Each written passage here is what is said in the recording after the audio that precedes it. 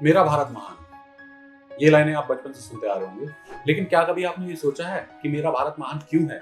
चलिए आज मैं बताता हूँ आपको अपने इस वीडियो में। अपने देश का कल्चर और हिस्ट्री भयंकर रूप से रिच है। जितने यहाँ राजा महाराजा हुए उतने ही विद्वान लोग। हमारे देश को सोने की चिड़िया भी कहा जाता था, क्योंकि ना तो यहाँ पर पैसे की कमी थी और ना ही नॉलेज की। भारत पर अनेकों देश ने कब्जा करने का सोचा, क्योंकि हम उस समय भी सबसे ज्यादा समृद्ध और इंटेलिजेंट थे, जिस समय सारी दुनिया सिर्फ जिंदा रहने के तरीके सीख रही थी। भारत की भूमि पर ऐसे अनेकों विद्वानों ने जन्म लिया, जिनके अनगिनत आविष्कारों की वजह से भारत दुनिया में एक अलग ही पहचान रखता है।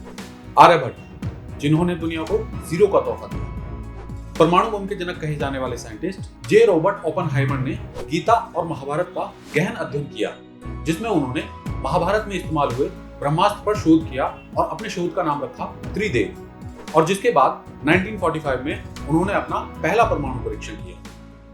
Now I am become death, the destroyer of worlds. John Dalton, जिन्हें परमाणु सिद्धांत और अस्त्र का जनक माना जाता है, उन्होंने भी करीब 2500 साल पहले हुए ऋषि कणाद के बताए गए परमाणु सिद्धांतों को माना। आज के समय में अगर कुछ एडवांस साइंस है तो वो है प्लास्टिक सर्जरी, लेकिन लगभग 3000 साल पहले सुश्रुत ने युद्ध में घायल लोगों के इलाज करते हुए उनका बिगड़ा हुआ चेहरा, टूटी हुई नाक को ठीक करने का काम बखूबी रूप से किया। सुश्रुत के बारे में यह भी कहा जाता है कि उन्होंने कैटरैक्ट यानी कि मोतियाबिंद के सफल इलाज की नॉलेज थी, और वो ऐसा करते भी थे।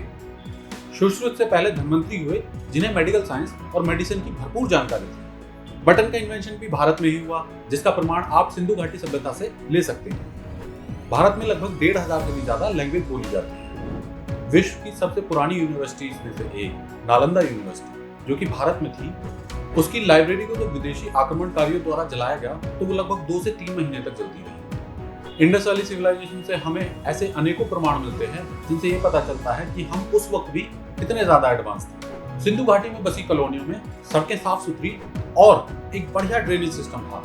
साथ ही कॉटन की खेती, जिसके बाद में कपड़ा बनाया गया, उससे पहले ज्यादातर लोग जानवरों की खाल ही पहना करते थे। आज की डेट में भी भारत दुनिया का सबसे ज्यादा आबादी वाला देश होने के बावजूद दुनिया की 5वीं सबसे बड़ी इकोनॉमी है।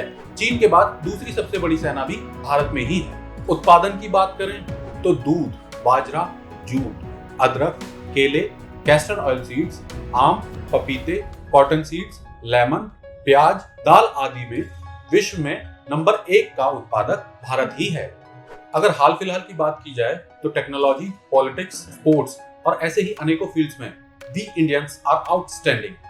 चाहे गूगल के सीईओ सुंदर पिचाई, माइक्रोसॉफ्ट के सीईओ सत्या नाडेला, आईबीएम के सीईओ अरविंद कृष्णा या फिर एडोब के सीईओ शांतनु नारायण, और न जाने वर्ल्ड की कितनी लीडिंग कंपनीज को भारतीय मूल के लोग आगे ले जाने का काम कर रहे हैं। खेलों में भारत ने दुनिया को शतरंज के खेल से रूबरू कराया, और विश्वनाथन आनंद जैसे विश्व चैंपियन ने दुनिया में भारत का परचम लहराया।